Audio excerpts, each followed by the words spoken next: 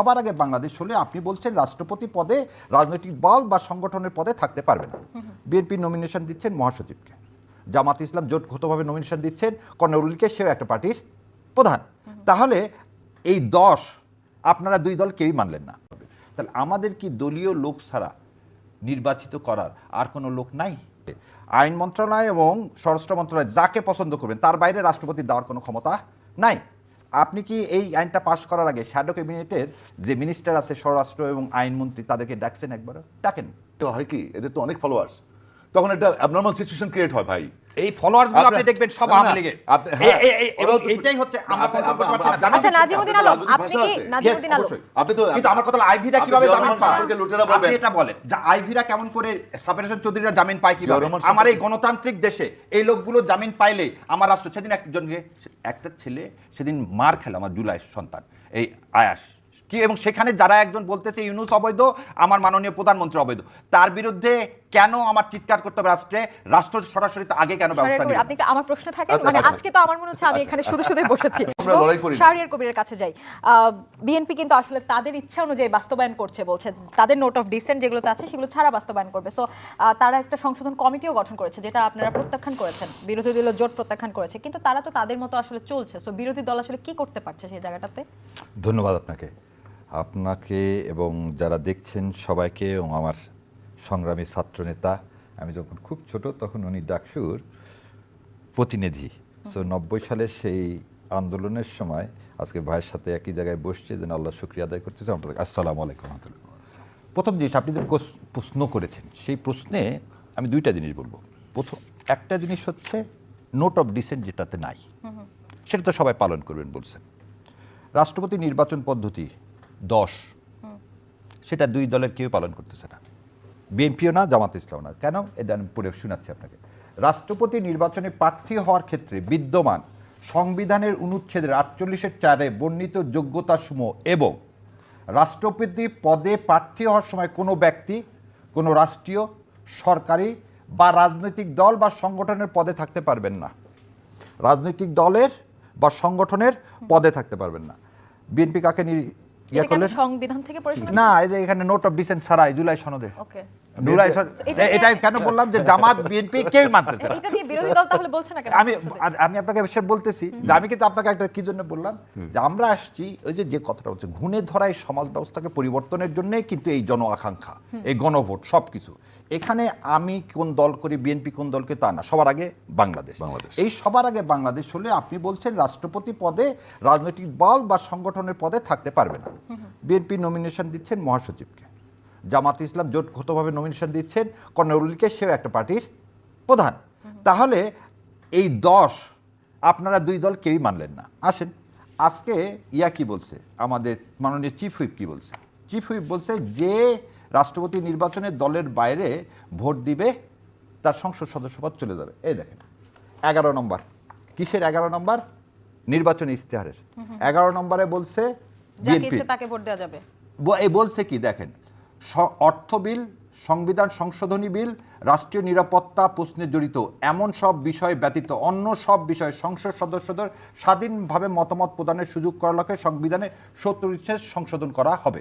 একই জিনিস কোথায় আছে? জুলাই সনদে।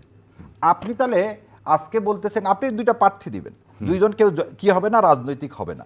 তাহলে এই যে জার্নিটা আমরা প্রথমেই আমরা সবাই বলতেছি, আমি সেজন্য কিন্তু বললাম যে বিরোধী দল এবং সরকারি দল রাষ্ট্রপতির ক্ষেত্রে কেউ এটা কিন্তু মানতেছে না। আপনি যদি না মানেন আপনাকে জবাবদিহি কিন্তু মানুষের কাছে করতেই হবে, কারণ আপনাকে মানুষের কাছে ফিরে যেতে হবে। তাহলে আমাদের কি দলীয় লোক ছাড়া নির্বাচিত করার আর কোনো লোক নাই? এটা নাম্বার 1 ফিরে দিলাম। দ্বিতীয় কথাটা আপনি বলছেন আর একটা জিনিস, আজকে নোট অফ ডিসেন্ট ছাড়া যা যা আছে অক্ষরে পালন করব, তাই বলতেছে না বিএনপি। আজকে একটা আইন পাশ হয়েছে যে আইনটা বিএনপিকে স্টেট টেরর বানায় দিবে, সেটা হচ্ছে হিউম্যান রাইটস কমিশন আইন। এই হিউম্যান রাইটস কমিশন আইন যেটা অর্ডিন্যান্স ছিল, যেটাকে মাননীয় আইনমন্ত্রী নিজে সেটাকে কি করে দিলেন, বললেন যে এর চেয়ে বেটার করা হবে। আপনি একটা জিনিস বলেন তো, পৃথিবীতে পুলিশের কাছে আমি কমপ্লেন করলাম পুলিশের বিরুদ্ধে, পুলিশ ইনকোয়ারি করে পুলিশের বিপক্ষে কোনোদিন কোনো মতামত দিতে পারে? র্যাবের বিরুদ্ধে দিবে, র্যাবের বিরুদ্ধে আমি একটা এলিগেশন আনলাম, পরের দিন পুলিশ আমাকে করবে কি জানেন? ভাই এগুলো সত্য প্রত্যক্ষদর্শী, পরে করবে বিভিন্ন নামে বিভিন্ন মামলায় আমাকে আসামি করে দিবে। পুলিশের বিরুদ্ধে আপনি দিলে এটা হবে। আজকে যে আইনটা তারা পাশ করলেন, মাননীয় প্রধানমন্ত্রী এটা দেখা উচিত যে এই আইন কোনোদিন আমার গুম খুমের রক্ষা কবচ হবে না।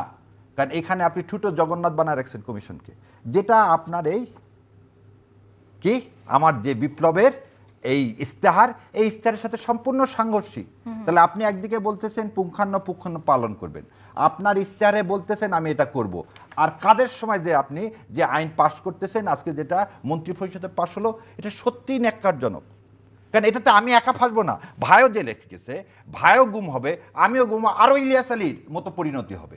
তাহলে আমরা যখন একটা জায়গায় বলতেছি যে এই জিনিসগুলো কি, এটাকে বলা হয় গঠনমূলক কথা। আজকে দেখেন রাষ্ট্রপতির কথা বললেন, তাহলে বিএনপি যদি নিজেই এটার মধ্যে ঢুকে যায়, তাহলে বিরোধী দল যদি ঢুকে যায়, তাহলে তারা গঠনমূলক সমালোচনাটা করবে কিভাবে? এই কথাটা আপনাকে বলছেন। দেখেন আমরা একটা শ্যাডো ক্যাবিনেট করছি, অপোজিশন একটা শ্যাডো ক্যাবিনেট করছেন, that cabinet is functioning. Okay, so মাননীয় প্রধানমন্ত্রী এবং সংসদের যেসব মন্ত্রণালয়, এই দেখেন এখানে বলা আছে আরেকটা, রাষ্ট্রপতির ক্ষমতা বাড়ানোর কথা বললেন না, এই রাষ্ট্রপতির ক্ষমতার কাছে নোট অফ ডিসেন্ট ছাড়া বলা আছে জাতীয় মানবাধিকার কমিশনের চেয়ারম্যান নিয়োগ দিবে। আজকে যে আইন করছেন সে আইনে দেওয়া আছে যে আইন মন্ত্রণালয় যাকে, যে মেকানিজম করা হয়েছে, আইন মন্ত্রণালয় এবং স্বরাষ্ট্র মন্ত্রণালয় যাকে পছন্দ করবেন তার বাইরে রাষ্ট্রপতি দেওয়ার কোনো ক্ষমতা নাই। আপনি কি এই আইনটা পাশ করার আগে শ্যাডো ক্যাবিনেটের যে মিনিস্টার আছে স্বরাষ্ট্র এবং আইনমন্ত্রী তাদেরকে ডাকছেন? একবারও ডাকেন। সো আমরা কি হচ্ছে, আমরা যে জিনিসগুলো করতে যাচ্ছি, যেমন আপনি একটু আগে বললেন সংশোধন, আর কি আপনাকে একটা জিনিস জাতির সামনে বলে দিই, সংশোধন আর সংস্কার 90% এটা কিন্তু বিএনপি বাস্তবায়ন করে ফেলছে। আর বলে দিই যে নামেই করা হোক, কত পার্সেন্ট করে ফেলবে তারা? 90%। প্রশ্নটা হচ্ছে এই 90% সামনে অক্ষত থাকবে কি থাকবে না? মরহুম শহীদ রাষ্ট্রপতি জিয়াউর রহমান 5th অ্যামেন্ডমেন্ট করে সংবিধানকে সংশোধন করে ফেললেন। সেই সংশোধনীকে কি করলেন? খায়রুল হক সাহেব অবৈধ ঘোষণা করে দিলেন। সো আমরা সংশোধনের এই চ্যাপ্টারটা এই জন্যই নিয়ে আসতে চাচ্ছি, গণভোটের রায়টা এর মধ্যে থাকলে পৃথিবীর কোনো আদালত এটাকে চ্যালেঞ্জ করতে পারবে না। নাজিমুদ্দিন আলমের কাছে যাই। আপনি যেটা বলছেন, হ্যাঁ, যেটা বলছেন যে আমাদের নির্দলীয় ব্যক্তি রাষ্ট্রপতি হবে, এটা আমাদের আছে, ঠিক আছে। আমাদের তো রাষ্ট্রপতি খুব একটা উচ্চ পর্যায়ের জায়গা এবং একটা মানে দেশের প্রতি মানুষের প্রতি কমিটমেন্ট, পলিটিক্যাল ব্যাকগ্রাউন্ড, এটা থাকা অযৌক্তিক না। পলিটিক্যাল লিডার আসতে পারে রাষ্ট্রপতি, তো কথা হলে সে পার্টি থেকে রিজাইন করবে, কিন্তু সেটা তো যেমন করেন দেখেন, যেমন হ্যাঁ করে যদি আপনি নমিনেশন তো কালেকশন হয়ে গেল, কালেকশন হোক। এখানে বলা আছে পদে থাকতে পারবেন না যেদিন আপনি কালেকশন করবেন, না কালেকশনের দিন তো আপনি আছেন। নমিনেশন পেপার জমা হয় নাই। হ্যাঁ, হয়নি। নমিনেশন পেপার জমা হয় নাই, আমাদের প্রার্থীও কিন্তু এখনো চূড়ান্ত হয় নাই। আচ্ছা, হলো আমাদের চিফ হুইপ, আপনি জিনিসটা কিন্তু ক্লিয়ার করেন, আজকে মাননীয় প্রধান আমাদের চিফ হুইপ সে কিন্তু বলেছে আজকে যে আমাদের প্রার্থী এখনো চূড়ান্ত হয় নাই। আমাদের প্রার্থীর স্ট্যান্ডিং কমিটির সিদ্ধান্ত অনুযায়ী আমাদের পার্টির প্রধান যিনি আছেন, আমাদের পার্টির চেয়ারম্যান দেশনায়ক তারেক রহমান, মাননীয় প্রধানমন্ত্রী, ওনার উপরে দায়িত্বটা সবাই দিয়েছে। এখন উনি সিলেক্ট করবেন, উনি সব কিছু ভালো জানেন, সবার সম্পর্কে উনি জানেন। তো সুতরাং সব দিক বিবেচনা করে উনি সিদ্ধান্তটা দিবেন। দেওয়ার পরে আপনি দেখবেন যে রাষ্ট্রপতি যখন হবে সে কোনো রাজনৈতিক দলে থাকে কিনা, থাকবে না। না, কিন্তু আমি একটু বলতে পারি বিলংস টু আপনাকে একটা জিনিস বলি, এটা নিয়ে তর্ক করে লাভ না। না, আলম ভাই একটা জিনিস বলি, যেদিন মাননীয় প্রধানমন্ত্রী ডক্টর ইউনূস সাহেবকে যে সম্মানটা দিলেন চেয়ার দিয়ে, আমার কাছে মনে হচ্ছে আমরা একটা লাইনে উঠে গেছি। এবং এখানে যখন আমি মানে এটা তো আমি ওয়াদাবদ্ধ যে রাজনৈতিক বা সংগঠন, দুই পার্টির কথাই বলতেছি, এটা খালি কিন্তু বিএনপির কথা বলতে তা কিন্তু না, সবার ক্ষেত্রে যে বোথ পার্টি যদি একটা নিরপেক্ষ লোককে দিত, একটা সেরকম হাইলি এডুকেটেড আমাদের ডক্টর ইউনূস সাহেবকে যদি দেওয়া হতো, একটা কথার কথা বলছে, মাননীয় প্রধানমন্ত্রী বিরোধী দলীয় নেতাকে ডেকে যদি বলতো চলেন রাজনীতি বা যারা সংগঠনের বাইরে একটা লোককে আমি আর আপনি মিলে পছন্দ করে আমরা একটা নাম প্রস্তাব করি, তাহলে কি এটা আরো অনেক সুন্দর হতো না? এটা হলো আমার প্রস্তাব। এখন হচ্ছে কি, পার্টির ডক্টর ইউনূস স্যার তো একটা নির্বাহী প্রধান ছিলেন এক সময়, তো উনি রাষ্ট্রপতি, একটা উদাহরণ দিলাম, উনি সাথে আরো লোক আছে এই পর্যায়ে, হ্যাঁ, উনি যে যাবেন সেটাও আপনি কিভাবে জানেন? তো এখন কথাটা হলো যে এবং গত 2 বছরের বিতর্ক তো সাথে আছে। হ্যাঁ, তাও সবকিছু মিলে আমাদের পার্টি তো একটা সিদ্ধান্ত নেবেন, তবে আপনি একটু শিওর থাকেন যে সে পার্টিতে। তবে আমরা কিন্তু ইতিমধ্যে অনেক জায়গায় দেখতে পাচ্ছি যে মির্জা ফখরুল ইসলাম আলমগীর হবেন রাষ্ট্রপতি, এমন কিন্তু অনেকেই ক্লেম করছেন। হ্যাঁ, সে তো আমাদের পার্টির মহাসচিব, তার অনেক ডেডিকেশন আছে। এখন আমি বলছি যে আমাদের এখনো চূড়ান্ত হয় নাই, এখনো ফিক্সড করে নাই আমাদের মাননীয় প্রধানমন্ত্রী। তাহলে উনি যদি চূড়ান্ত রিজাইন করেন। করে তাহলে উনার মন্ত্রণালয়ের দায়িত্ব কে নেবেন? মন্ত্রণালয় অন্য কেউ নিবে। আরেকজন নিবে। আর 70 অনুচ্ছেদ ভাই, 70 অনুচ্ছেদে আপনার তো এটা আমরা নিয়েই নিলাম যে ফ্লোর ক্রসিংটা এই জিনিসটা থাকবে না ভোটে। তাহলে আমি যেটা মেনে নিলাম নোট অফ ডিসেন্ট নাই, সেটা কেন আজকে আমার চিফ হুইপ বললেন যে না আপনি ফ্লোর ক্রসিং চিফ করতে হুইপ পারবেন না? চিফ হুইপ তো আপনাকে সবাইকে এমপিদেরকে অর্গানাইজ করার দায়িত্ব তো না, চিফ হুইপের। থাকলো, 70 তো নাই। চিফ হুইপের দায়িত্ব অর্গানাইজ করা। এটা ভালো কথা, বলতে এই ছেড়ে দিবেন না। শোনেন, একটা জিনিস কি আপনারা যে এই যে আরেকটা পয়েন্ট যে বললেন যে সংস্কারের কিছু পয়েন্ট, গুম কমিশন, এই জিনিসগুলো কিন্তু সংস্কার বা এই কমিটি যে হয়েছে, এই কমিটিতে আমাদের এই যারা যারা আমরা স্টেক হোল্ডার, যারা যারা ফেসিবাদ বিরোধী শক্তি, এই মিটিংগুলিতে আমাদের থাকা উচিত। এগুলিতে এটাই বলতেছি। হ্যাঁ, আপনি shadow cabinet এগুলি করেছেন, আপনাদের তাদেরকে নিয়ে এগুলি আসেন। আপনাদের অংশগ্রহণ করা উচিত। আমি শুনতেছি যে আপনাদেরকে প্রতিনিধিত্ব দেওয়া হয়েছে, আপনারা সেই মিটিংয়ে বসেন না, এই বিষয়গুলো আলোচনা করা উচিত। না, আমরা বসি ভাই, আমাদের আলোচনা করা উচিত। আমরা সংশোধনী কমিটিতে যেতে পারি না, কারণ that is the against the spirit of the referendum. আমি ভোট করছি, জনগণ ভোট দিচ্ছে, 70% লোক ভোট দিল না। কার পক্ষে? সংশোধনের পক্ষে। না, রেফারেন্ডামের প্রতি তো আমরা অনার দেখাচ্ছি। হ্যাঁ, রেফারেন্ডাম কিন্তু আপনি রেফারেন্ডাম তো যেটা আসছে, জি ভাই। সেটা তো আপনি নোট অফ ডিসেন্ট, ওগুলো তো আপনি না, সেটা আমরা মেনে নিলাম। না, ওগুলো- নোট অফ ডিসেন্ট সারা কেন আপনি মানতেছেন না? ওগুলো- এই যে যেটা আমি আপনাকে ওগুলো- দুইটা দেখালাম, জাতীয় মানবাধিকার কমিশনের চেয়ারম্যান নিয়োগ দিবে রাষ্ট্রপতি। আপনি যে আইন আজকে করছেন, সেই আইনে দেখাচ্ছে হোম মিনিস্ট্রি এবং মিনিস্ট্রি অফ ল, এরা দুজন ঠিক করবে। তাহলে আপনি এখান তো আপনার নোট অফ আচ্ছা, ডিসেন্ট নাই। শাহরিয়ার কবির, আমরা একজন একজন করে আসি। Please, done. নাজিমুদ্দিন আলম, এই যে সংশোধন কমিটিতে বিরোধী দল যাচ্ছে না বা ওয়াক আউট করছে, প্রত্যাখ্যান করছে, সেই জায়গায় আসলে গণতন্ত্রটা থাকছে কিনা? না, এটা না, ওয়ার্কআউট করা তো ডেমোক্রেটিক রাইট, ওয়ার্কআউট করা ডেমোক্রেটিক রাইট, বা পাবলিক মিটিং করা। সংশোধনটা যে আপনারা নিজের মতো করছেন, কিন্তু সেখানে- সংশোধনীটা হচ্ছে কি, তাদের তো দাওয়াত করা হচ্ছে, তারা যদি না আসে, আমার মতে আলোচনা করা উচিত, পার্লামেন্টে ডিবেট করা উচিত, দেশবাসী জনগণ সিদ্ধান্ত নেবে যে আমরা কি জনস্বার্থে কাজ করতেছি নাকি জনবিরোধী কাজ করতেছি। এটা দায়িত্ব জনগণের কাছে। আগে জনগণের কাছে ভোট ছিল না, আপনাকে তো ডেমোক্রেটিক এক্সারসাইজ করতে হবে। 17টা বছর তো কোনো কিছু ছিলই না, ভোটই করতে পারি নাই, ভোটই ছিল না, জনগণের কোনো অধিকারই ছিল না। এই মাত্র 17 বছর পরে এবার আমরা ভোট করতে পারছি, এবং জামাত ইসলামের বিরাট অ্যাচিভমেন্ট যে তারা কতগুলো সিট পাইছে, জীবনে পাইছে স্বাধীনতার পরে। It's a great achievement for Jamaat. তারপরে আপনার এনসিপি নতুন পার্টি, তারাও আসন পেয়েছে। এখন এটাকে নিয়ে আমরা সামনের দিকে আগাতে হবে। এখনই যদি আমরা তড়িঘড়ি করে অস্থির হয়ে যাই, এখনই বিএনপিকে 5 মাসে ক্ষমতা থেকে নামাইতে হবে, এখনই চুল ছেড়ে ফেলতে হবে, এখনই অমুকে এটা সেটা গালিগালাজ করতে হবে, এই জায়গা থেকে বেরিয়ে আসতে হবে। আমি চাচ্ছি যে আমরা যদি ভুল করি, তারা ক্রিটিসাইজ করবে, ক্রিটিসাইজ করার রাইট আছে, তাদের ডেমোক্রেটিক রাইট আছে, এবং সেটা জনগণ বিচার করবে। এবং পরবর্তী 5 বছর পরে ইলেকশন হবে। ইলেকশনে আমরা যদি জনগণের সাথে কমিটমেন্ট ফেল করি, আমরা যদি জনগণের সাথে প্রতারণা করি, আমরা আস্থা করে নিক্ষিপ্ত হব। তো আমরা তো জনগণের চাহিদা অনুযায়ী কাজ করব এবং আলোচনার মাধ্যমে কাজ করার চেষ্টা করব। এই জায়গাটা থেকে আমি শাহরিয়ার আমরা কবিরের জামাতকে কাছে- এবং এনসিপিকে, যারা যারা পার্লামেন্টে আসে, তাদেরকে সাথে আলোচনা করে আমরা প্রয়োজনে অবশ্যই আমাদের যে দেখেন আপনি যেটা বললেন যে শাহরিয়ার সাহেব বললেন যে আমাদের ডক্টর ইউনূস স্যারকে যে আমাদের মাননীয় প্রধানমন্ত্রী সম্মান করেন। তো মাননীয় প্রধানমন্ত্রী, তার সংস্কৃতিটাই এরকম, সে মানুষকে অনেক সম্মান করেন, মানুষকে ইজ্জত দেন। উনি একজন নোবেল লরিয়েট, উনি সাবেক প্রধান উপদেষ্টা, ওনাকে সম্মান করবেন, এটা আমরা সবাই খুশি হয়েছি, দেশের মানুষ খুশি হয়েছে, সম্মানিত লোকদেরকে সম্মান করেন উনি। যে এই জায়গাটা থেকে তো আবার আসবো। আমাদের কথা হলো একটু যে শাহরিয়ার কবিরের এই কাছে প্র্যাকটিসটা আমাদের সবার ভিতরে যেন থাকে, একদমই। শাহরিয়ার সবাই কবির। যেন এইভাবে, আমাদের রাজনৈতিক নেতা কর্মীরা এইভাবে যেন সবাই সবাইকে সম্মান দেয়, জি। মিউচুয়াল রেসপেক্ট থাকতে হবে। এমনভাবে আমরা কালচারটা ডেভেলপ করতেছি যেটা আওয়ামী লীগ এবং আওয়ামী লীগকে যারা টিকিয়ে রাখছে, বেশি দূরে না, তারা খুব খুশি হচ্ছে, এবং তারা চাচ্ছে কেওয়াজ হোক, এবং কেওয়াজ হলে পরে তারা তেল ঢালতে পারবে, তারা পেট্রোল ঢালতে পারবে, এবং পেট্রোল ঢালার জন্য এবং তাদের ম্যান পাওয়ার যেগুলো গুপ্ত বসে আছে সব রেডি। এই ইস্যুতে আপনার কাছে এই আসবো। কেওয়াজটা শাহরিয়ার হলে কবিরের পরে কাছে তারপরে যাই। একটা অরাজকতা জি, সৃষ্টি করে শাহরিয়ার কবির, কারা ফায়দা পাবে। আচ্ছা, আপনি বলেছেন যে আরো একবার বিপ্লব করতে হবে, বিপ্লব এখনো শেষ হয়নি। সো এখন তো আপনারা একটা বিপ্লব করেছেন 24-এ, আমরা সবাই মিলে করেছি, সেই জায়গায় এখন আবার বিপ্লবের কথা কেন আসছে? তার মানে কি জামায়াতে ইসলামী ক্ষমতায় আসার আগ পর্যন্তই খালি বিপ্লব চলবে না, বা আন্দোলন চলবে? প্রশ্ন হচ্ছে যে এখানে একটা জিনিস বোধহয় সবার বোঝার ভুল হয়েছে, সেটা হচ্ছে বিএনপি, জামাত ইসলাম সহ আজ ফাঁসিবাদী বিরুদ্ধে যারা ছিলেন সবাই একটা বিষয়ে ঐক্যমত, সেটা হচ্ছে ভারতের আধিপত্যবাদের বিরুদ্ধে এবং আওয়ামী লীগের বিরুদ্ধে।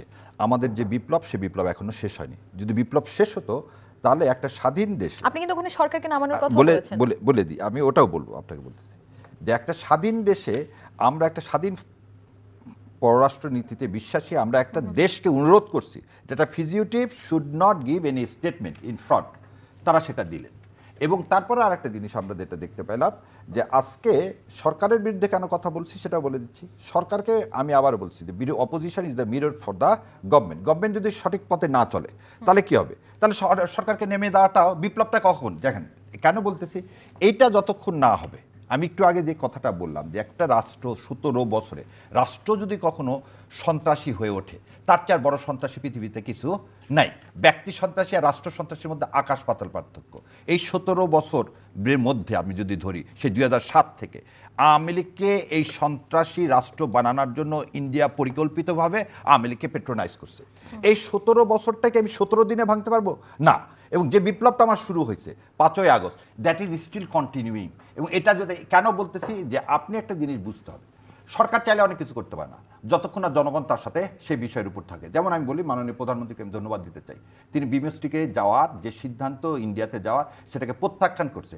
এইটা আমার মতো লোকরা যখন আমরা রাস্তায় নেমে বলতেছি আমরা দেখতে চাই না আমার সরকার প্রধান ভারতের কাছে যে নতুন হোক, তখন সরকারের কি হচ্ছে, একটা মেরুদণ্ডটা একটা স্পিড পাচ্ছে। আমার জনগণ চাচ্ছে না ভাই তোমার কাছে, তোমার আধিপত্যবাদের কাছে স্বীকার করে নেওয়া, সো আমার কিছু করার নাই। কিন্তু যদি এই সরকারই এটাকে মেনে নেয় তাহলে কি করার থাকবে? তাহলে এই বিপ্লবটা এখনো তো আমার কন্টিনিউ হবে যতদিন না পর্যন্ত এই আওয়ামী লীগের এদেশে বিচার না হচ্ছে, যতক্ষণ পর্যন্ত ভারতীয় আধিপত্যবাদের কবর এদেশে রচনা না হচ্ছে। এবং সেইখানে বোধ আমি আলম ভাই দুইটাই এক জায়গায় আছি। আপনি যদি সময় দিতে হবে তো 5 মাস 6 মাস, এই মানে 180 দিনও পূর্ণ হয় নাই। না, নাজিমুদ্দিন যেভাবে চাচ্ছে সবাই যে ভারতকে একদম ক্যান্সেল করে দিতে, এমনকি করা যায়? বিএনপি ভারতের একেবারে পদলেহন করার প্রশ্নই আসে না। কেন বিএনপি ভারতের পদলেহন করবে? এটা এই বিশ্বাসটা কেন নাই? জনগণের কাছে আছে। জনগণ জানে যে আমরা ভারতের পদলেহন পার্টি না, ভারতের পদলেহন পার্টি আওয়ামী লীগ। এই ভারতকে 17 বছর আওয়ামী লীগ টিকে রাখছে, ভারত টিকে রাখছে আওয়ামী লীগকে। সুতরাং আমার নেত্রীকে তারা কিভাবে ইয়ে করছে আপনি জানেন। সেটাই কিভাবে এখন আমরা দেখতে চাই আমাদের সেই নেতৃত্ব সন্তান 5 মাস নেত্রীকে অবৈধভাবে টিকে রাখছে, ইলেকশনগুলি ভুয়া ইলেকশন করছে, ইলেকশনকে সাপোর্ট দিচ্ছে ইন্ডিয়া, 17 বছর টিকে রাখছে ইন্ডিয়া। তো এখন আমার নেত্রীকে আপনার গিয়া জেলে রাখছে কার মা? আমাদেরও নেত্রী, আমাদের মাননীয় প্রধানমন্ত্রীর মা।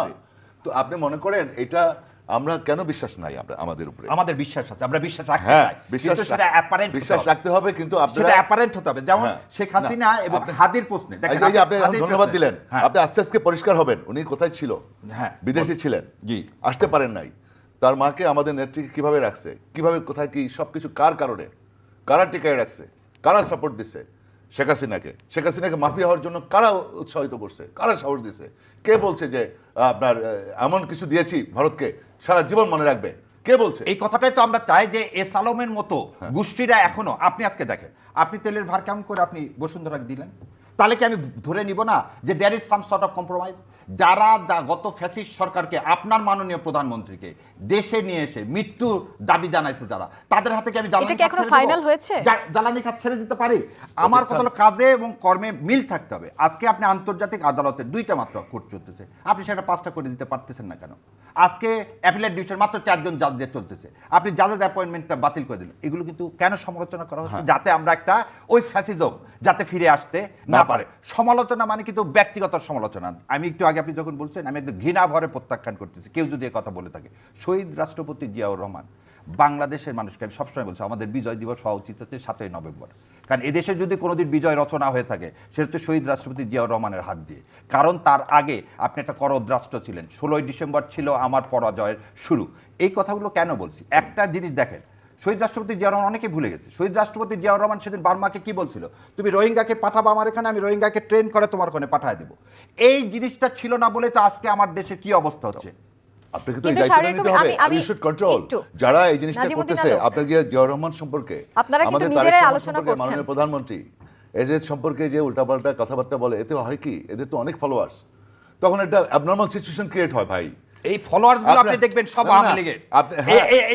এইটাই হচ্ছে আমরা কথা বলতে পারছি না। আচ্ছা নাজিমুদ্দিন আলম, আপনি কি নাজিমুদ্দিন আলম, আপনি তো, কিন্তু আমার কথা হলো আইভিরা কিভাবে জামিন পায়?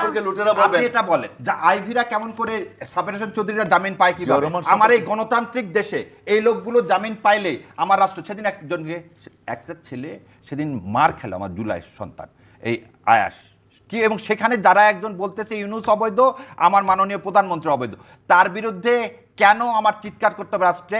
রাষ্ট্র সরাসরি তো আগে কেন ব্যবস্থা নেবে? আপনি একটু আমার প্রশ্ন থাকেন, মানে আজকে তো আমার মনে হচ্ছে আমি এখানে শুধু বসেছি। আমরা একটা করে আলোচনা করি, না হলে গল্পই হয়ে যাচ্ছে, আসলে টক শো হচ্ছে না। আপনারা কি তাহলে 16 ডিসেম্বরকে বিজয় দিবস মানবেন না, 7 নভেম্বরকে মানবেন? বিজয় দিবস বলিনি, বলছি বিজয় যে দিবস তো থাকবেই। 71 এটা হলো আমাদের ভিত্তি, জি 71 এটা হলো আমাদের শুরু, আমাদের জন্ম, আমাদের ভিত্তি। এখান থেকে তারপরে আপনার তবে হওয়া উচিত বা পরাধীনতা থেকে মুক্তি, এগুলো কি সাংঘর্ষিক না? 52, 71, 62, প্রিয় দর্শক, আমরা আপনাদের সাথে আছি চ্যানেলে, আপনার 90 তারপরে 24শে জুলাই, এগুলো তো আমাদের ইতিহাস, কি বলেন? আর মূল ভিত্তি তো 71। ওকে, আমি এই জায়গা থেকে শাহরিয়ার কবিরের কাছে যাই। এই যে আমরা বলি যে 16 ডিসেম্বর বিজয় দিবস হওয়া উচিত ছিল না বা এমন কথা, এগুলো কি আসলে রাষ্ট্র উচিত ছিল না? না, আপনি একটু আগে বলেন আমি এটা আবার রাষ্ট্রদ্রোহী না না না না 16ই ডিসেম্বর আমার পরাধীনতা শুরু কেন বললাম? আমি যে স্বপ্ন নিয়ে 9টা মাস যুদ্ধ করছি। আপনি একটা জিনিস বলেন তো, সেক্টর কমান্ডারগুলো আপনি 16 তারিখে মেজর জলিলকে ইন্ডিয়ান বাহিনী কিভাবে অ্যারেস্ট করলো? আমার মেজর জেনারেল জিয়াউর রহমান যে স্বাধীনতার ঘোষণা দিলেন, কনস্টিটিউশন থেকে তার নামটা আপনি বাদ দিয়ে যে ঘোষণা দেয়নি, যে স্বাধীনতা দেয়নি, তার নাম ঢুকালেন। 16ই ডিসেম্বর এমএজি ওসমানীর কাছে আপনি কি করলেন না? স্যারেন্ডার করলেন না। আপনি এদেশ থেকে লক্ষ লক্ষ কোটি টাকার জিনিস লুটপাট করলেন। ৭৫ সালে 15 আগস্ট পর্যন্ত ভারতীয় সেনাবাহিনী এদেশে ছিল, সেজন্য চায়না বাংলাদেশকে স্বীকৃতি দান করেনি। এই কথাগুলো যদি আপনি ডকুমেন্টারি কেউ বলতে পারে এটা ঠিক না। কেন বললাম 7ই নভেম্বর তেমন ফল, এবং 7ই নভেম্বর কেন জানা যায় পাই নাই। এবং এই জিনিসটা দেখেন 7ই নভেম্বর কেন বলতেছে, আপনি একটা জিনিস বলেন। 7ই নভেম্বর জনগণ সিপাহী বিদ্রোহ যেটা বলতেছি, আমি কি যদি বলি 24-এর যেভাবে বলেন 24-এ 36শে জুলাই কোনোদিন সম্ভব হতো না আমার প্রাণপ্রিয় সামরিক বাহিনী যদি এটাকে সমর্থন কিন্তু না আমার করতো। মনে হয় আপনি যে জনগণের কথা বলেন, তাহলে তো জনগণই 7ই নভেম্বর আসলে স্বাধীনতা দিবস পালন করত। আমার এটা প্রস্তাব, আমি তো প্রস্তাব করতেই পারি। আমার কথা হলো এই বিজয় দিবস, স্বাধীনতা না, বিজয় দিবস। স্বাধীনতা দিবস শুরু হয়েছে 25 তারিখে কালো রাতে। আমরা বলছি যে পাকিস্তানের হাত থেকে আমরা কি ভারতের হাতে চলে গেলাম? এইখানে বলতে দেন, 16 ডিসেম্বর যদি বিজয় দিবস না হয় বা আমরা যদি এখন আসলে পরাধীনতা শুরু এখানে বসে যদি এটাকে পরাধীনতা শুরু বলি, এটা তো অলরেডি ডকুমেন্টেড, মীমাংসিত। এবং আমি যদি সংবিধানের বাইরে, আমার সংবিধানে আছে 16 ডিসেম্বর আমাদের বিজয় দিবস, এর বাইরে কথা বলে তো আমি রাষ্ট্র না। এখানে তাহলে সংবিধানে বলা আছে শেখ মুজিবের স্বাধীনতার ঘোষণা দিছে, তাহলে কি আমরা দ্বারা বলবো যে না, সত্য ইতিহাস হচ্ছে শহীদ রাষ্ট্রপতি জিয়াউর রহমান দিছে, তাহলে কি আমি হবো? আগে আমাকে এটা বলেন। প্রমাণ থাকলে আপনারা সেটা না না না, প্রমাণ তো আপনি তো কনস্টিটিউশনের কথা বলতেছেন। কনস্টিটিউশন তো তৈরিই করে দিল ইন্ডিয়া, কারণ এই কনস্টিটিউশনের মধ্যে ধর্মনিরপেক্ষতা এবং সমাজতন্ত্র ঢুকালো কি, যেটা এলএফওতে ছিল না। ইভেন আওয়ামী লীগের ইশতেহারে ধর্মনিরপেক্ষতা থাকলে না, ধর্মনিরপেক্ষতা তো ছিল না। আমার স্তম্ভ হচ্ছে আল্লাহর উপর পূর্ণ আস্থা ও বিশ্বাস। 91% মুসলমানের দেশে আপনি কেন চাপা দিচ্ছেন? 47 সালে যেটা না বললো যে গতকাল বলেছে সব ধর্মের মানুষ এখানে, সব ধর্মের মানুষ থাকবে, এটা ইসলামেরও কথা। কিন্তু 47-এ যেটা মীমাংসিত, ধর্মের ভিত্তিতে আপনি ভাগ হয়ে গেলেন। 1905 সালে আপনাকে ধর্মের ভিত্তিতে ভাগ করলো, সেই মীমাংসিত জিনিসটাকে আপনি আনসেটেল করলেন কেন 71 সালে? আপনি এটার উত্তর দেন। আওয়ামী লীগ কি চাইছিল? আজকে আওয়ামী লীগ কেন আমরা বলি, আওয়ামী লীগ তো চাইছিল রংপুরটাকে সুন্দর মতো বিচ্ছিন্ন করে দিয়ে আর হিল ট্যাক্সে কেন এই রোহিঙ্গাদেরকে এই দেশে নিয়ে আসছে আওয়ামী লীগ জানেন? যাতে এই যে ইন্ডিয়ার পরিকল্পনা, ইন্ডিয়ার যে বাস্তবায়ন, ওখানে একটা আরাকান স্টেট করা, একটা হিন্দু রাষ্ট্র করা। কারণ ওখানে বেশিরভাগ মানুষই ছিল কত, 67% লোক ছিল মুসলমান। তাদেরকে আপনি বাংলাদেশে নিয়ে এসে ওখানে একটা দেশ তৈরি করে দিতে চাচ্ছেন অন্য ধর্মাবলম্বীর। কেন? যাতে বাংলাদেশ নামক এই রাষ্ট্রটা সিকিম হয়ে যায়। এই সত্যটা আপনি বুঝতে চাচ্ছেন না। এই বুঝতে পারছে জনগণ, জনগণ বুঝতে পারছে বলেই শেখ মুজিবের জানাজার লোক হয় নাই। বুঝতে পারছে বলেই শেখ হাসিনা এত বড় পার্টি, আমাদের মতো পার্টি, শেখ হাসিনা পালায় যেতে হয়েছে, মুসলিম লীগ হয়ে গেছে। এখানে বসে তাহলে 71 সংবিধানকে অস্বীকার করছেন? 71 সংবিধানকে তাহলে কি আপনি অস্বীকার করছেন? 71 সংবিধান না, 72 সংবিধান। 72 সংবিধান তো এটা থাকবে, এটা সংশোধন সংস্কার হবে, সংশোধনের যোগ্য। কিন্তু আমরা যে মেন সংবিধান 72-এর সংবিধান তো আমরা আফোল্ড করি, এই সংবিধান অনুযায়ী তো চলতেছে। জুলাই আগস্টে যে আপনার গণঅভ্যুত্থানটা হলো ওই সংবিধানের ভিত্তিতেই চলছে, ওই সংবিধান অনুযায়ী শপথ হয়েছে। আমাদের মাননীয় প্রধান উপদেষ্টা শপথ পড়ছে, অন্যান্য মন্ত্রী পরিষদের জুলাই যোদ্ধা যারা নেতৃত্বে ছিল ছাত্ররা তারাও শপথ নাই ভাই, সংবিধানে নাই ভাই। ওই বিপ্লবটা কোন সংবিধান অনুযায়ী হয়নি। সংস্কার না করেন তাহলে আপনারা তো সংস্কার করতে হবে, সংস্কার করতে হবে, সময় উপযোগী পদক্ষেপ করতে হবে। কাটাছিড়া সংবিধান, 72-এর সংবিধান অনেকবারই কাটাছিড়া হয়েছে, আবারও কাটাছিড়া হবে, সময় উপযোগী। যুগে যুগে আপনি সংবিধান দেখবেন, আপনার দেশের পরিবর্তনের পরে বা দেশের পরিস্থিতির কারণে আপনার বছরের পর বছর যখন সময় উপযোগী, সময়ের দাবি অনুযায়ী, জনগণের প্রত্যাশা অনুযায়ী সংবিধান সংশোধন করতে হয়। সংবিধান কার জন্য? তাহলে আপনারা কি সংবিধান এখন- জনগণের জন্য। ওকে, BNP জনগণের জন্য তো সংবিধান। সংবিধান হচ্ছে সংস্কার করার কথা বলা হচ্ছে। সংস্কার যেটা- করতে হবে। এইটাই আপনারা তো সংস্কারটাই সংশোধন আমরা আছেন, আপনি তো নিজেই বিএনপি সংস্কার না, না, না, সংশোধন। সংস্কার সংশোধন একটা জিনিস সংস্কার বলি। সংশোধন ওই যে দুটি। বললাম হ্যাঁ। যে যে নারী বলে। 90% ওনারা করে ফেলতেছেন। এই যে আমরা যে কথাটা বলতেছি যে সংশোধন দিয়ে যাতে আর কেউ বাতিল করতে না পারে, এই বিপ্লবের ফসলটা হচ্ছে সংস্কার, হ্যাঁ। আর যেটা যে নামে আপনি ডাকেন। হ্যাঁ। কথা হলো যে এই জন্যই বলতেছি সংস্কারটা করলে আপনি আর এই ইন্ডিয়ান ক্রাফটেড কনস্টিটিউশনটা থাকবে না, যেটা আমাদের গলায় একটা অ্যালবার্টস পাখির মতো এখন অভিশপ্ত হিসাবে ঝুলে আছে। এই জন্যই তো মনস্টার তৈরি হচ্ছে, আমরা যাতে মনস্টার তৈরি না হয়। হবে না, আপনারা আলোচনায় বসেন, পার্লামেন্টে আলোচনা করেন, ডিবেট করেন, ডেমোক্রেটিক এক্সারসাইজ করেন, এবং অশ্লীল কথাবার্তা, অশ্রাব্য কথাবার্তা যেন না হয়। ইলেকশনটা একটা ইলেকট্রাল কলেজ আছে এবং ইলেকশনের একটা প্রসেস আছে, যে প্রসেসটা শেখ হাসিনা নষ্ট করে দিছে বিচারপতি খায়রুল হকের উপর ভর কইরা। হ্যাঁ, তত্ত্বাবধায়ক সরকার উঠাই দিছে। সবকিছু নষ্ট আমরা তো তত্ত্বাবধায়ক সরকার নিয়ে আসছি। অবশ্যই হ্যাঁ, আমাদের তো ওই পথে আমরা যাচ্ছি না। আমরা কিন্তু ইটস এ গ্রেট অ্যাচিভমেন্ট অবশ্যই। আমাদের গভর্নমেন্ট, এই বর্তমান পার্লামেন্ট তত্ত্বাবধায়ক সরকার ফিরিয়ে দিছে। এখন আমরা যেন সুন্দরভাবে আস্তে আস্তে বেরোয় আসি। 17 বছর তো- পার্লামেন্ট না, ওটা জুডিশিয়ারি তত্ত্বাবধায়ক সরকার ব্যবস্থা ফিরিয়ে দিছে, এবং সেটা আমরা এখন ঐক্যমত যেটা হয়েছে, এই তত্ত্বাবধায়ক ব্যবস্থাটা এখন নতুন কনস্টিটিউশনে যখন আমরা অ্যাড করে ফেলবো, কারণ কনস্টিটিউশনটা এখন অ্যামেন্ডমেন্ট হয়নি, অ্যামেন্ডমেন্ট যখন Amendment হয়ে হবে। যাবে তখন আর আমাদের এই মনস্টার হওয়ার, আমার ভোটের ভাতের Okay. অধিকারটা কেউ কেড়ে অনেক আজকে আমরা আমাদের আলোচনার বিষয় নির্ধারণ করেছি রাষ্ট্রপতির ক্ষমতা। জুলাই জাতীয় সনদ এবং বিএনপি যে ইশতেহার দিয়েছিল নির্বাচনের আগে, সেখানে বলা হয়েছিল রাষ্ট্রপতির ক্ষমতায় বাড়ানো হবে জুলাই সনদ অনুযায়ী, এবং আগে প্রধানমন্ত্রীর কাছে রাষ্ট্রপতি যেভাবে নিয়ন্ত্রিত হতো, এবং যেই সকল ব্যাপারগুলো আসলে রাষ্ট্রপতির হাতে ছিল না, শুধুমাত্র একটি কথা এমনও বলা হয়েছে, শুধু অলংকরণ করার জন্য আসলে রাষ্ট্রপতি সংসদে থাকেন বা দেশের রাষ্ট্রপতি হন। সো সেই জায়গায় একটি আমূল পরিবর্তন এবার আসবে বলে আমরা আশা করছি। সেই নিয়ে কথা বলবো, সেই সাথে কথা বলবো দেশে আরও কি কি হচ্ছে। পাশাপাশি আমাদের সাথে দুজন অতিথি আছেন, পরিচয় করাবো। আমার ডান পাশে আছেন নাজিম উদ্দিন আলম, সাবেক সংসদ সদস্য বিএনপি চেয়ারপারসনের উপদেষ্টা। স্বাগত জানাচ্ছি, ধন্যবাদ সময় দেওয়ার জন্য। আছেন ব্যারিস্টার এস.এম. শাহরিয়ার কবির, আইনজীবী, বাংলাদেশ সুপ্রিম কোর্ট। আপনাকেও স্বাগত জানাচ্ছি। নাজিম উদ্দিন আলমের কাছেই শুরু করতে চাই। রাষ্ট্রপতির ক্ষমতা বাড়ানো হবে এবং এখানে কিন্তু সংবিধানে একটি সংশোধন আনা হচ্ছে জুলাই সনদ অনুযায়ী। ওই জায়গায় তাও কেন আপনারা বলেছেন যে আপনারা সবকিছুই আসলে আস্তে আস্তে করবেন, জুলাই সনদে যা বলা হয়েছে যেগুলোতে আপনাদের নোট অফ ডিসেন্ট নেই, তারপরেও কেন আমরা বিরোধী দল থেকে এই অভিযোগ প্রায় শুনে থাকি যে আপনারা জুলাই সনদকে ছুঁড়ে ফেলে দিচ্ছেন, বাস্তবায়ন করছেন না? আপনাকে ধন্যবাদ, এবং আমার সহ আলোচক জনাব ব্যারিস্টার শাহরিয়ার, তাকেও অনেক ধন্যবাদ, এবং আমার যারা চ্যানেলের দর্শকবৃন্দ, সবাইকে আমার আন্তরিক সালাম, আসসালামু আলাইকুম। আপনি যেটা বলছেন যে আমাদের জুলাই সনদ বাস্তবায়নের ব্যাপারে যেগুলো নোট অফ ডিসেন্ট আছে, সেগুলো ছাড়া যেগুলো আমরা ঐক্যমত হয়েছি, এই বিষয়টা আমরা অবশ্যই আমরা পালন করব। এটা আমাদের পার্টির চিফ মাননীয় প্রধানমন্ত্রী, পার্টির চেয়ারম্যান দেশনায়ক তারেক রহমান সাহেব, তিনি বারবার বলেছেন যে আমরা অক্ষরে অক্ষরে পালন করব। আমাদের পার্টির মহাসচিব উনিও বলেছেন। নোট অফ ডিসেন্ট যেগুলো আছে সেগুলোর ব্যাপারে তো আমরা ঐক্যমত হই নাই, কিন্তু সকলে মিলে যেটা ঐক্যমত হয়েছি সেটার ব্যাপারে আমরা পরিষ্কার যে আমরা ওইটা বাস্তবায়ন করব। কিন্তু জুলাই সনদের নোট অফ ডিসেন্ট সহই আপনার মাঠে ওইটা দেওয়া হয়েছে হানা ভোটে। এইখানটাই আমার বলা হচ্ছে যে এই জিনিসটা কিন্তু ঠিক হয় নাই। নোট অফ ডিসেন্টগুলো এগুলো সহ মাঠে দেওয়াটা ঠিক হয় নাই। এখন এটা নিয়ে কনফ্লিক্টটা হচ্ছে শুধু শুধু যে জুলাই সনদের সব কিছু বাস্তবায়ন করতে হবে। জুলাই সনদের তো আমরা যেগুলো ঐক্যমত হয়েছি সব পার্টি মিলে আমরা স্বাক্ষর করেছি, সেগুলো তো আমরা বাস্তবায়ন করব, অক্ষরে অক্ষরে বাস্তবায়ন করব পর্যায়ক্রমে। প্রেসিডেন্টের যে পাওয়ার সেটাও আমরা যেভাবে আছে সেভাবেই আমরা সন্নিবেশিত করব। তবে বিরোধী দল চাইছে যে আপনারা পুরোটাই আসলে বাস্তবায়ন করেন। হ্যাঁ, বিরোধী দল এখন আপনার তর্কের খাতিরে তর্ক করলে হবে না। মাত্র অনেক চড়াই উত্তরাই পেরিয়ে দীর্ঘ আন্দোলন সংগ্রামের মধ্য দিয়ে আমরা একটা কাঙ্ক্ষিত বিজয় অর্জন করেছি।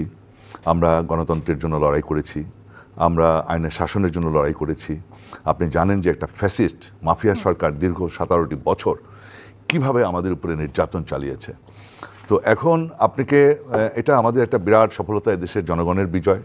এটা নিয়ে কাড়াকাড়ি করা ঠিক না। এটা নিয়ে কৃতিত্ব, এটা নিয়ে আপনার অপোজিশন তো রাজনৈতিকভাবে তারা কথা বলবেই। তারা তাদের মতো করে তারা বক্তব্য রাখবে, তাদের বক্তব্য রাখার অধিকার রয়েছে। এটাই তো বিউটি অফ ডেমোক্রেসি। তারা তাদের বক্তব্য রাখবে, আমাদের বক্তব্য পরিষ্কার। আমরা গণতন্ত্রের জন্য লড়াই করেছি, আমরা স্ট্রাগল করেছি, জামাত ইসলাম স্ট্রাগল করেছে, আমাদের সাথে জোটেও ছিল জামাত। তারপরে পরবর্তীতে তো এনসিপি ওরা পরে আসছে, কোঠা বিরোধীর পরে আপনার আন্দোলন করছে। তারপরে একটা পর্যায়ে ওরা মার খেয়ে পিটা খেয়ে মাফিয়া সরকারে আমরা যেমন মার খেয়েছি 17 বছর, জামাত মাইর খাইছে, হেফাজত শাপলা চত্বরে মাইর খাইছে, সবাই মাইর খেয়ে আমরা ভূত হয়ে গেছি এবং এদেশের মানুষ ভুক্তভোগী হয়েছে। তখন সাধারণ জনগণ সবাই ঝাঁপায়া পড়ছে এবং ওই সময় তারা বৈষম্য বিরোধী করেছে। তারপরে একটা পর্যায়ে তারা মার খেয়ে আমাদের সেই এক দফায় আবার আসছে, এক দফায় আসছে। আবার একটা পর্যায়ে কিন্তু আবার এটাও হয়েছে যে আপনার কিছু কিছু ছাত্র নেতারা তারা আবার আপনার ওদের ইয়ে করে ওই ডিবি হারুনের অফিসে তারা কিন্তু আবার প্রত্যাহারও করেছে ভয়ে। কিন্তু ছাত্ররা, প্রাইভেট ইউনিভার্সিটির ছাত্ররা সবাই নেমে গেছে। আর ছাত্ররাই কিন্তু সবসময় আন্দোলন সংগ্রামের নেতৃত্ব দেয়। যত ইতিহাস দেখবেন আন্দোলনের ইতিহাস, Okay, আপনারা এখন- সকল আন্দোলনের জি। ছাত্ররাই সামনে থাকে। তো এটাকে কেন্দ্র করে যেন আমাদের ভিতরে এই মাফিয়া সরকার বিরোধী আমরা যারা আন্দোলন সংগ্রাম করেছি, এইভাবে কটাক্ষ করে কথা বলা, আক্রমণাত্মক কথা বলা, অশ্লীল কথা বলা, অশ্রাব্য কথা বলা, এই কিছুদিন যাবৎ লক্ষ্য করছি নেতাদের চরিত্র নিয়ে কথা বলা, এগুলি খুব দুঃখজনক। আমাদের এত খারাপ লাগে, সহাবস্থানটা মানুষের আসলে হাসে থাকুক। যে মানুষে চিন্তা করে যে কি ব্যাপার, একটা ইলেক্টেড গভর্নমেন্ট আসছে, বসতে না বসতেই তাদের বিরুদ্ধে কথা বলা। আজকে আমার নেতা জিয়াউর রহমান, ফাউন্ডার চেয়ারম্যান আমাদের পার্টির অনারেবল শহীদ রাষ্ট্রপতি জিয়াউর রহমান, তাকে নিয়ে বলা হয়, কোনো একজন বলছে, আমি মানে নাম বলতে চাই না, যে জিয়াউর রহমান লুটেরা। What is this? এটা কোন ধরনের ভাষা? এটা পার্টির আমাদের এত বড় একজন নেতা জিয়াউর রহমানের সম্পর্কে এদেশের মানুষ জানে। আপনি তাকে যদি কটাক্ষ করে কথা বলেন, আমার প্রিয় নেত্রী দেশনেত্রী বেগম খালেদা জি, জিয়াকে নিয়ে এটি কথা আমাদের বলেন, কামনা।